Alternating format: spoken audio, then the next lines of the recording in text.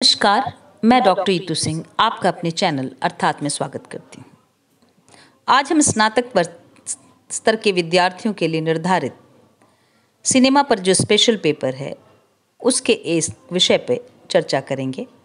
Cinema का तकनीकी पक्ष। सिनेमा में अंतर्निहित दो महत्वपूर्ण तत्व हैं। एक है सिनेमा का तकनीकी पक्ष और एक है सिनेमा का कला पक्ष। हम इस वीडियो में दोनों पक्षों पर संक्षेप में विचार करेंगे। सबसे पहले हम ये देख लें कि सिनेमा कला है या तकनीक। सिनेमा आधुनिक वैज्ञानिक उन्नति की देन है। यह एक तकनीकी माध्यम है जिसके खोज लुमियर ब्रदर्स ने की थी। किंतु केवल तकनीक मात्र के ज्ञान से ही सिनेमा का निर्माण नहीं होता, बल्कि उसके निर्माण में रचनात्मक प्रतिभा और कलात्मक क्षमता की भी जरूरत होती। कहने का तात्पर्य है कि सिनेमा एक तकनीक के साथ साथ कला भी है।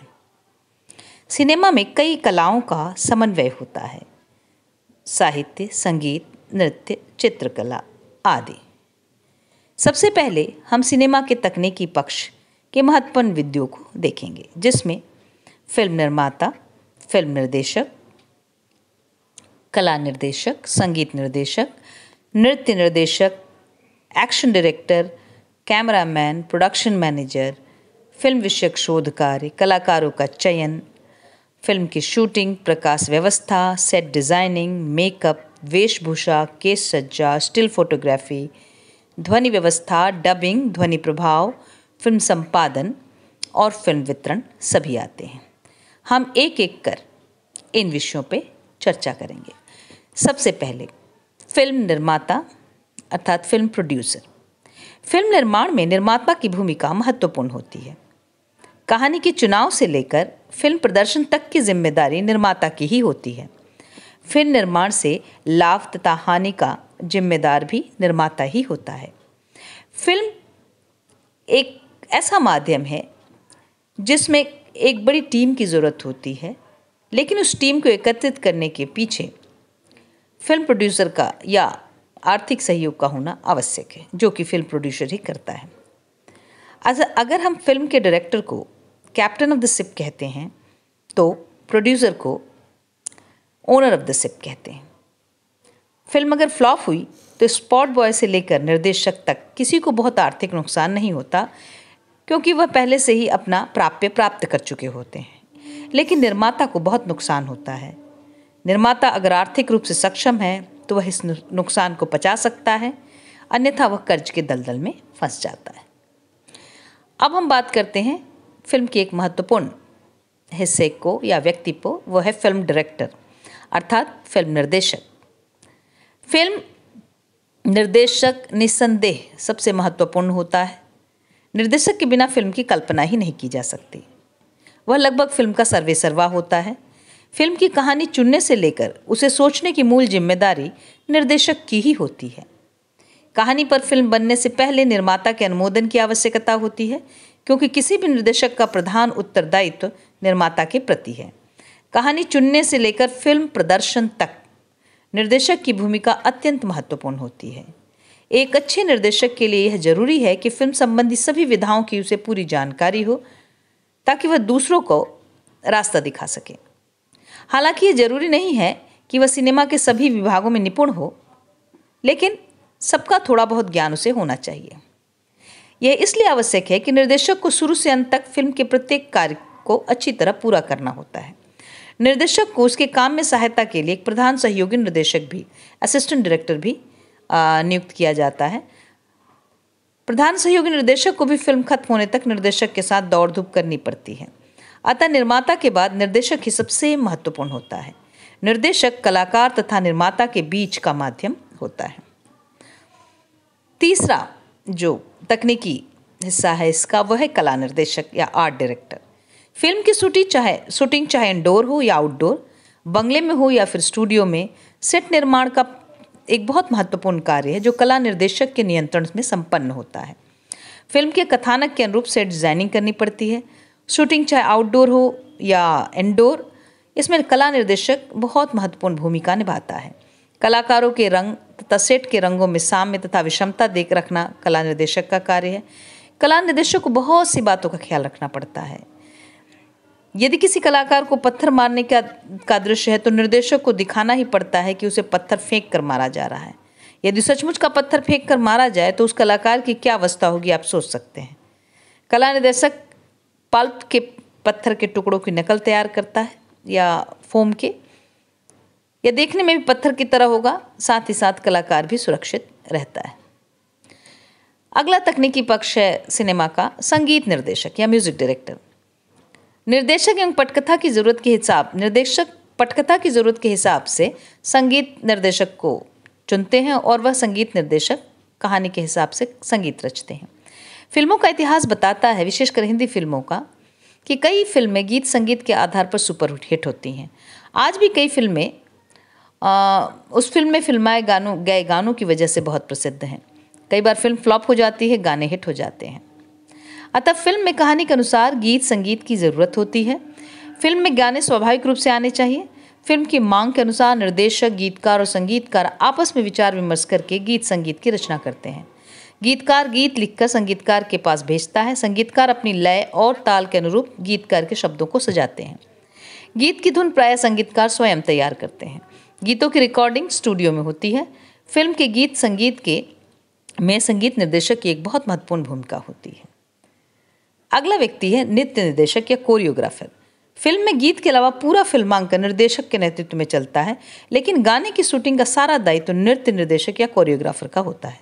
गाने की शूटिंग अगर छोटे छोटे शॉट्स के माध्यम से की जाए तो वो और ज़्यादा असरदार हो जाती है।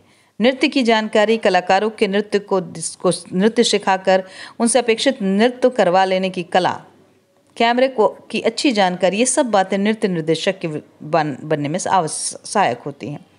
गाने के हिसाब से स्टेप्स इमेजिन करके कलाकारों से नृत्य करवा लेना बड़ा मुश्किल काम होता है, लेकिन एक अच्छा नृत्य निर्देशक ये सब अच्छी तरह से अरेंज करता है। हिंदी फिल्मों में गाने पर बहुत पैसा खर्च किया जाता है, इस कारण नृत्य निर्देशक की जिम्मेदारी भी उतनी ही ज़्यादा बढ़ जाती है। अगला है एक्शन डायरेक्टर। सिनेमा में मार धाड़ और साहस और पराक्रम से या कोई बहुत विशेष दृश्य जो होते हैं स्टंट के, वो सच नहीं होते हैं, पर्दे में देखने पर सच लगते हैं, लेकिन उसकी शूटिंग विशेष रूप से की जाती है और यह कार्य करता है एक्शन डायरेक्टर। इन दृश्यों का शूटिंग करते समय चोट न लगे, किसी तरह की कोई दुर्घटना न घटे, उसके लिए नकली माहौल तैयार किया जाता है और ये सब कुछ एक्शन डायरेक्टर के निर्देशन में होता है। इस तरह एक्शन के दृश्य जो है एक्शन डायरेक्टर के नियंत्रण में शूट किए जाते हैं। फाइट मास्टर्स को बुलाना, कहानी के अनुरूप एक्शन सीन अरेंज करना, आवश्यकता के अनुसार स्टंटमैन को बुलाना। स्टंटमैन वह व्यक्ति होता है जो कलाकार की जगह पर कार्य करता है या डमी कलाकार होते हैं। अभिनेता के खुद के या फिर कभी कभी डमी का इस्तेमाल करके फिल्म के दर्शकों का दिल दहला देने वाले एक्शन सीन डायरेक्ट किए जाते हैं। स्टंट और कैमरा, इन दोनों की जानकारी होना उसके लिए अनिवार्य है। कई बार स्टंटमैन का काम करने वाले ही कई बार आगे चलकर एक्शन डायरेक्टर बन जाते हैं। अगला है कैमरामैन या सिनेमेटोग्राफर। कैमरा तथा कैमरामैन के बिना फिल्म नहीं बन सकती।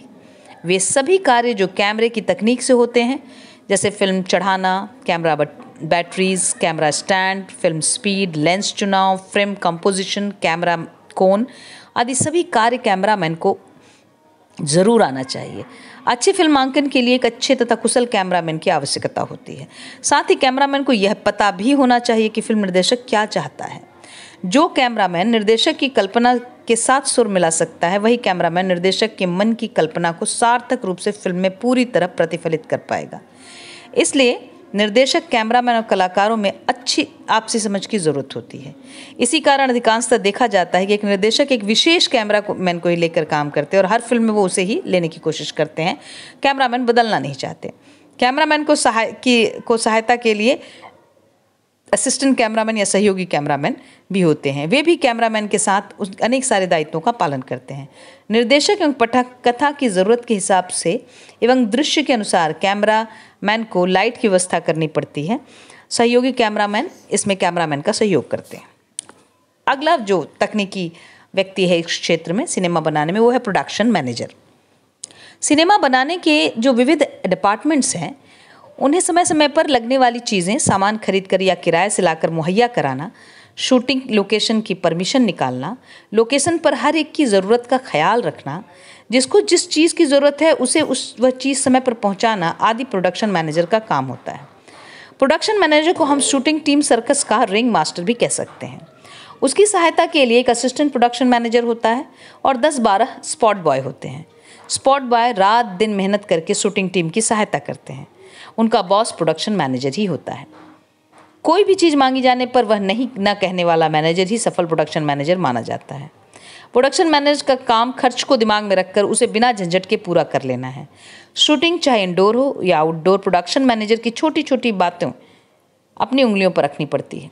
निर्देशक द्वारा आउटडोर लोकेशन पसंद कर लेने के पर प्रोडक्शन मैनेजर तय करता है कि कौन किस प्रकार शूटिंग पर जाएगा, कहाँ खाने और रहने की व्यवस्था होगी आदि। शूटिंग स्पॉट पर किसी प्रकार की असुविधा न हो, समय से यथास्थान आवश्यक वस्तु जुगाड़ देना, फिल्म लाना, जिन फिल्मों को फिल्माया जा चुका है उन्हें समय से एवं सटीक रूप से लेबोरेटरी भेजना, इसके अलावा यूनिट की छोटी छोटी समस्याओं का समाधान करना, ये सब प्रोडक्शन मैनेजर का कार्य है। इससे पता चलता है कि फिल्म निर्माण प्रक्रिया में प्रोडक्शन मैनेजर की भूमिका बहुत महत्वपूर्ण होती है। अगला है फिल्म विषय पर शोध कार्य। यह जो तकनीकी कार्य है वह फिल्म बनने के पहले ही शुरू हो जाती है। फिल्म बनाने से पूर्व कुछ फिल्म विषय से संबंधित शोध कार्य करना भी आवश्यक होता है। जैसे किसी व्यक्ति विशेष पर या किसी ऐतिहासिक विषय पर बनाई जाने वाली फिल्म में उस समय उस व्यक्ति विशेष के संबंधित जानकारी को संकलित करना पड़ता है। उस काल का वातावरण, वेशभूषा, केश, सज्जा, भाषा, संस्कृति, गीत संगीत आदि के बारे में रिसर्च करना पड़ता है। वस्तुतः सत्यजीत राय ने प्रेमचंद के शतरंज के खिलाड़ी कहानी के बहाने अपनी इसी शीर्षक से बनी फिल्म में 19वीं शताब्दी के लखनऊ के जीवन के हर पक्ष का अध्ययन कर डाला। इसके लिए उन्होंने इतना गहरा और व्यापक शोध किया कि ऑक्सफोर्ड जैसे विश्वविद्यालय ने उनको उस पर डीलिट की मानद उपाधि प्रदान की थी। अगला है फिल्म कलाकारों का चयन। कलाकारों से ही फिल्म बनती है और उनका चयन भी बहुत महत्वपूर्ण तकनीकी ही कार्य है। कहा जाता है कि फिल्म की सफलता किसी फिल्म अभिनेता अभिनेत्री पर भी निर्भर करती है और आज के समय में यह काफ़ी हद तक सच भी है। फिल्म निर्माता निर्देशक सोच विचार करके के बाद एक अपने बजट के अनुसार और कहानी में भूमिका के अनुसार कलाकारों का चयन करते हैं। चुने हुए कलाकारों के साथ अनुबंध किया जाता है। कहानी के कैरेक्टर्स के आधार पर ही विभिन्न अभिनय क्षमता एवं चेहरे वाले कलाकारों का चयन किया जाता है। यदि नए कलाकारों को सहायक कलाकार के रूप में लेना है तो उनका स्क्रीन टेस्ट लिया जाता है। कलाकारों की भूमिका के अनुरूप चयन से फिल्म अत्यंत महत्वपूर्ण होती है, क्योंकि अगर भूमिका के अनुरूप कलाकार न हो तो फिल्म जो है अवास्तविक लगने लगती है और स्क्रीन टेस्ट के द्वारा बड़ी मात्रा में लोगों का चयन होता है। अगला है फिल्म की शूटिंग, जो सारी प्रक्रिया की एक महत्वपूर्ण कह सकते हैं एक सीढ़ी है। ये फिल्म शूटिंग दो तरह की होती है, इंडोर शूटिंग और आउटडोर शूटिंग। इंडोर शूटिंग किसी फिल्म स्टूडियो में बनाए गए सेट्स पर होती है या फिर किसी होटल, मकान, बंगले आदि में। आउटडोर शूटिंग किसी प्रेक्षणीय स्थल, बागों, पहाड़ों, समुद्र तट, स्टेशन, बाजार आदि में की जाती है। आउटडोर शूटिंग के लिए विदेशों के लोकेशन भी चुने जाते हैं। हिंदी फिल्मों में इस तरह की विदेशी लोकेशन पर बहुत सी शूटिंग होती है। जैसे फिल्म की कहानी की मांग हो वैसे उसी के अनुरूप शूटिंग की व्यवस्था की जाती है। आगे है लाइट व्यवस्था। लाइट व्यवस्था फिल्मी तकनीकी पक्ष का एक महत्वपूर्ण अंग है। दृश्यों को कैमरे में प्रभावशाली ढंग से बंद करने के लिए लाइट व्यवस्था का होना महत्वपूर्ण है। हर एक सीन के अनुरूप लाइट व्यवस्था करना जरूरी होता है। इंडोर शूटिंग के लिए बड़े बड़े पावर के बल्ब की ज़रूरत होती है। सूरज की रोशनी यदि कम होती हो तो उपकरणों की सहायता से कृत्रिम लाइट की व्यवस्था की जाती है। बड़े बड़े रिफ्लेक्टर्स भी उपयोग में लाए जाते हैं। शूटिंग के दौरान अलग अलग प्रकार स्रोतों का काम लिया जाता है। कैमरामैन की सूचना के अनुसार लाइट बॉयज़ भी रखे जाते हैं। लाइटमैन के नियंत्रण में लाइट व्यवस्था का कार्य होता है। अगला है सेट डिजाइनिंग। कहानी के मांग के तथा पटकथा के निर्देशों के आधार पर कृत्रिम लोकेशंस तैयार किए जाते हैं।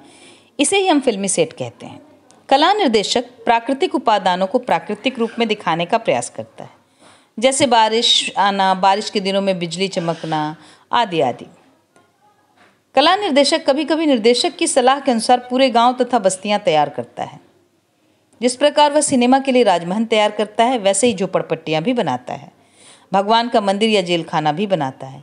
इन सेटों का निर्माण इतनी कुशलता से किया जाता है कि फिल्म देखने वाले दर्शक को इसे ये नकली नहीं लगता, बल्कि वो उसे प्राकृतिक मानता है, वास्तविक मानता है, और फिल्म को भी उसे वास्तविक लगने लगती है। अगला है मेकअप मैन। मेकअप भी फिल्म की शूटिंग का या फिल्म के बनने का एक बहुत तकनीकी पक्ष है, महत्वपूर्ण तकनीकी पक्ष है। शूटिंग के समय हीरो हीरोइन तथा अन्य कलाकार का पटकथा तथा चरित्र की मांग के अनुसार मेकअप करना होता है। मेकअप मैन शूटिंग के पहले पात्र के अनुसार कलाकारों का मेकअप करते हैं। यदि ऐतिहासिक फिल्म है तो वह अभिनेता के चेहरे का मेकअप ऐतिहासिक पुरुष जैसा होता है। यदि आधुनिक पात्र है तो आधुनिक मेकअप करता है। मेकअप दो प्रकार के होते हैं, एक साधारण मेकअप, एक चरित्र मेकअप। असल में मेकअप की आवश्यकता चरित्र को सही तरह से उतारने के लिए होती है, साज श्रृंगार के लिए नहीं। मेकअप मैन निर्देशक की इच्छा अनुसार मेकअप करते हैं। मेकअप जितना कम और स्वाभाविक हो उतना अच्छा होता है। मेकअप मैन बहुत उच्च श्रेणी के कलाकार होते हैं। उन्हें यह जानना पड़ता है कि जिस फिल्म की शूटिंग हो रही है उसमें किस रंग का प्राधान्य है, यह समझकर ही मेकअप करना होता है। इसके अतिरिक्त उन्हें कुछ विशेष तरह के मेकअप भी करने होते हैं, जैसे आग में जले हुए चमड़े का, चेहरे पर चेचक का, कटने के घाव का, दुर्घटना में नष्ट हुए शरीर के किसी अंग का, आदि तरह तरह के इफेक्ट तैयार किए जाते हैं। मेकअप मैन निर्देशक से बातचीत करके ही अपना काम करते हैं। अगला है कॉस्ट्यूम या वेशभूषा। किसी भी चरित्र का कॉस्ट्यूम या वेशभूषा क्या होगी, इसे प्राथमिक रूप से निर्देशक ही तय करता है। ड्रेसमैन उसी अनुसार सब कुछ तैयार रखते हैं। यही नहीं, कलाकार को सही पोशाक में सही ढंग से तैयार करने का दायित्व भी उन्हीं का होता है। जैसा फिल्म का कथानक होता है वैसी उसके अनुरूप वेशभूषा बनाई जाती है। पात्र के अनुसार वेशभूषा तैयार करने का काम वेशभूषाकार या ड्रेसमैन का होता है। ड्रेसमैन फिल्म के लिए किए गए शोध कार्य की सहायता लेता है। यदि फिल्म समुद्र तट के इलाके की है तो ड्रेसमैन पात्रों के कपड़े समुद्री तटी मनुष्य जैसे पहनाता है। यदि शहरी इलाके के हैं तो कपड़े आधुनिक तरह के होते हैं। राजा के साथ जिस प्रकार राज पोशाक, राज मुकुट, तलवार, हीरा मोती की माला, नाना आभूषण, कीमती पादुका, रत्न की अंगूठी है, उसी प्रकार भिखारी के साथ चित्रा और भिक्षा पात्र है। पुजारी के लिए पटवस्त्र, तुलसी या रुद्राक्ष की माला, खड़ाऊं, इन सबको सही ढंग से सिनेमा में दिखाने के लिए जिसके सहयोग की आवश्यकता होती है वह होता है ड्रेसमैन। मेकअप और ड्रेसमैन के साथ जो अगली चीज़ है वो है हेयर ड्रेसिंग या केश विन्यास। हेयर ड्रेसर का काम है केश विन्यास करना। कैरेक्टर के अनुसार, उसकी सामाजिक हैसियत के अनुसार, दृश्य की जरूरत के अनुसार केश विन्यास की आवश्यकता होती है। एक ग्रामीण किसान की स्त्री और एक बहुत धनी आधुनिक स्त्री के केश विन्यास एक जैसे नहीं होंगे। आजकल सिनेमा या धारावाहिक में देखा जाता है कि लड़की निम्न वर्ग या अत्यंत गरीब घर की है, लेकिन उसके केश विन्यास को देखकर ऐसा लगता है कि मानो अभी ब्यूटी पार्लर से बाल बनवा कर आई है। इस पर थोड़ा विचार करने की ज़रूरत है। वास्तविक लगना चाहिए। जिस पृष्ठभूमि का जो व्यक्ति हो उसकी केश सज्जा वैसे ही यथार्थवादी होनी चाहिए। उम्र बढ़ाने के लिए बालों में सफ़ेदी न लगाकर स्ट्रिप विग की सहायता लेना ज़्यादा स्वाभाविक होता है। आगे हम अगर देखें तो स्टिल फोटोग्राफी भी जो है वह एक तकनीकी पक्ष है। हर एक शूटिंग के फिल्म की शूटिंग होने के बाद उसके 2-4 स्टिल फोटोग्राफ्स उन कलाकारों के प्रसंगानुसार लिए जाते हैं या उसका पूरा फोटोशूट भी होता है। इसकी ज़रूरत ड्रेसेज एंड सेट का सीक्वेंस याद रखने के लिए और आगे जाकर पब्लिसिटी में इस्तेमाल करने के लिए भी होता है। इस काम में भी कुशलता की ज़रूरत होती है। कई कुशल फोटोग्राफर ही आगे चलकर अच्छे कैमरामैन के तौर पर शोहरत कमाते हैं। अगला जो तकनीकी कार्य है वह बहुत महत्वपूर्ण है, वह है ध्वनि मुद्रण या साउंड रिकॉर्डिंग। शूटिंग के दौरान कलाकारों के संवाद तथा अलग अलग ध्वनियों को ध्वनि मुद्रित किया जाता है, रिकॉर्ड किया जाता है। शूटिंग के समय बोले गए संवाद गाइड ट्रैक के रूप में ध्वनि मुद्रित किए जाते हैं। उसके बाद उसी टेप्स का डबिंग करके संबंधित कलाकारों से रिकॉर्डिंग स्टूडियो में उनके होठ की हलचल के साथ मैच करके ध्वनि मुद्रित किए जाते हैं और यही संवाद का साउंड ट्रैक अंतिम प्रिंट में आता है। इसलिए मूलभूत तौर पर शूटिंग के समय ध्वनि मुद्रण आवश्यक होता है। उस समय साउंड रिकॉर्डिंग करना आवश्यक होता है ताकि उसको मैच करके डबिंग किया जा सके। और अगला है डबिंग।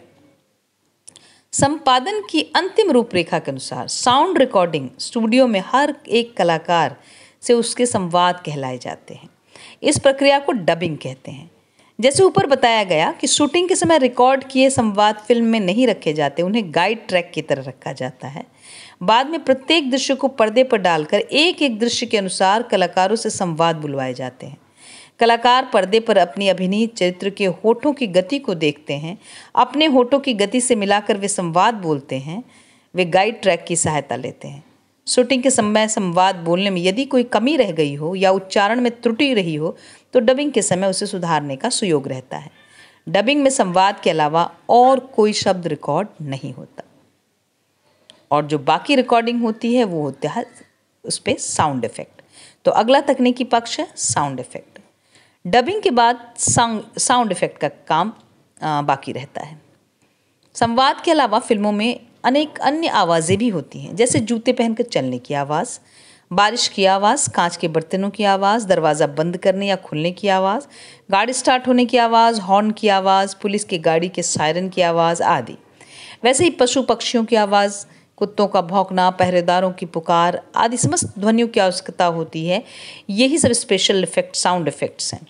निर्देशक की आवश्यकता अनुसार प्रधान सह निर्देशक तालिका बनाते हैं कि कौन सी आवाज़ कहाँ लगेगी। तदनुसार शब्द यंत्री के साथ विचार विमर्श करके रिकॉर्ड करने की व्यवस्था करते हैं। शब्द यंत्री जो रिकॉर्डिंग है उन सभी साउंड इफेक्ट को अलग अलग चैनल पर रिकॉर्ड करते हैं। एक अन्य चैनल पर वे निर्देशक की पसंदानुसार बैकग्राउंड म्यूजिक देते हैं, नेपथ्य संगीत रिकॉर्ड करते हैं। अपने ड्रामा सेंस का इस्तेमाल करते हुए शब्द यंत्री फिल्म के विभिन्न दृश्यों में इन समस्त ध्वनियों, संगीत तथा संवाद को दक्षता के साथ रिकॉर्ड करते हैं। असल में ये साउंड इफेक्ट विशेष प्रभाव उत्पन्न करते हैं। फिल्म का जो पूरा प्रभाव होता है इसके बिना समझ में नहीं आता है। अगला एक महत्वपूर्ण तकनीकी कार्य फिल्म संपादन या फिल्म एडिटिंग। फिल्म संपादन या एडिटिंग फिल्म निर्माण का अंतिम सोपान है। कपड़े के टुकड़े को जोड़ जोड़कर जिस प्रकार एक दक्ष दर्जी सुंदर पोशाक तैयार करता है, फिल्म का संपादक भी प्रायः वही करता है। और स्पष्ट करके कहूँ तो निर्देशक तरह तरह के सुंदर फूल लाकर संपादक के टेबल पर रख देते हैं। संपादक उन फूलों से दक्ष माली की तरह सुंदर माला गूंथ देता है। वस्तुतः संपादन चलचित्र का एक महत्वपूर्ण कार्य है। फिल्म संपादक सबसे पहले निगेटिव फिल्म को पॉजिटिव करता है। इस प्रिंट को फिल्म का फर्स्ट प्रिंट कहा जाता है। फिल्म संपादन की शुरुआत फर्स्ट प्रिंट के तैयार होते ही शुरू हो जाती है। निर्देशक संपादक के साथ साथ सबसे पहले फर्स्ट प्रिंट का पूर्वावलोकन करता है, रिव्यू करता है। तत्पश्चात संपादक शूटिंग के दौरान तैयार की गई डोप सीट के अनुसार खराब दृश्यों को काट कर अलग कर देता है। उसके बाद कहानी तथा पटकथा के अनुसार फिल्मों के सही दृश्यों को क्रम में जोड़ दिया जाता है। इसके बाद निर्देशक तथा संपादक फिल्म को देखते हैं तथा विचार विमर्श करके फिल्म के दृश्यों को प्रभावी बनाने हेतु विभिन्न कंपोजिशन, दृश्य, क्लोजअप दृश्य, रिएक्शन शॉट आदि को फिल्म में जोड़ लेते जाते हैं। संपादन पर फिल्म का सौंदर्य ही नहीं, फिल्म की गति भी निर्भर करती है। अंतिम रूप में जब फिल्म तैयार हो जाती है तब प्रदर्शन के लिए वितरकों को दी जाती है। तो अंतिम है फिल्म डिस्ट्रीब्यूशन। फिल्म वितरक निर्माता से फिल्म के अधिकार खरीदते हैं, जैसे सैटेलाइट अधिकार, देश में प्रदर्शित फिल्म पर को प्रदर्शित करने का अधिकार, विदेशों में फिल्म प्रदर्शित करने का अधिकार, डीवीडी के अधिकार, संगीत के अधिकार आदि। इस प्रक्रिया को फिल्म वितरण की प्रक्रिया कहा जाता है। यह प्रक्रिया कई बार फिल्म निर्माण के समय ही तय हो जाती है, उसी समय वितरक भी तय कर दिए जाते हैं। जिन वितरक कंपनियों को फिल्म के अधिकार दिए जाते हैं उनके साथ निर्माता का अनुबंध होता है। फिल्म वितरण का अधिकार देने के पश्चात फिल्म रिलीज होती है या फिल्म का प्रदर्शन होता है। यह फिल्म निर्माण की प्रक्रिया का अंतिम चरण कहा जा सकता है। अगले वीडियो में मैं उसके कला पक्ष पर बात करूंगी। धन्यवाद।